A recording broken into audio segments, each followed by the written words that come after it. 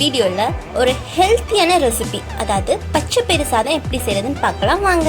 1 cup Ponni அரிசியோட 1/4 cup பச்சைப்பயிறு, ஒரு 2 table spoon பருப்பு சேர்த்து ஊற வச்சுக்கோங்க.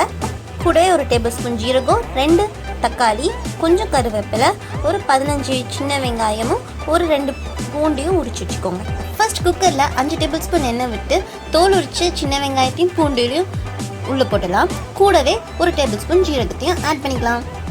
1 நிமிஷம் ஜீரகம் வதக்கினதும் நம்ம வெட்டி வச்ச 2 தக்காளியும் இது கூட ஆட் பண்ணிக்கலாம்.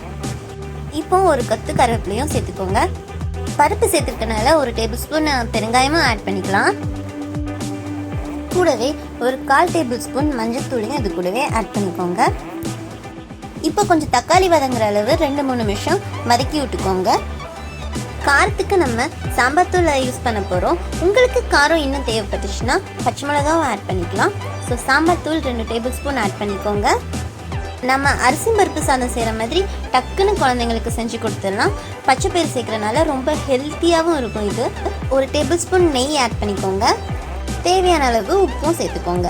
நம்ம பொன்னி அரிசிக்கு எவ்வளோ தண்ணி ஊற்றுமோ அதே அளவு ஊற்றிக்கலாம். ஸோ 1 கப் பொன்னி அரிசிக்கு 2 கிளாஸ் தண்ணியும் பச்சைப்பயிரும் பருப்பும் சேர்த்து 1 கிளாஸ் தண்ணியும் சேர்த்து மொத்தம் 4 கப் தண்ணி ஊற்றாச்சு. தண்ணி நல்லா கொதித்ததும் நம்ம அரிசியை சேர்த்துக்கலாம். தண்ணி மூடி வச்சு நம்ம அரிசி வேக வைக்க 3 விசில் விடுற மாதிரி விட்டு எடுத்துட்டோன்னா நம்மளோட பச்சைப்பயிறு சாதம் அருமையாக ரெடி ஆகிடுச்சு பாருங்கள். எப்போவுமே பருப்புலேயே சாப்பிட்டு பழகிருப்போம். நீங்கள் இந்த பச்சைப்பயிறு சாதம் கொஞ்சம் டிஃப்ரெண்ட்டாகவும் டேஸ்ட்டாகவும் இருக்கும். செஞ்சு பாருங்கள். எப்படி வந்துச்சுன்றதை கீழே கமெண்ட்டில் சொல்லுங்கள். உங்களுக்கு இந்த ரெசிபி பிடிச்சிருந்துச்சுன்னா மறக்காமல் லைக் பட்டனை தட்டி விட்டுருங்க. அடுத்த வீடியோவில் பார்க்கலாம்.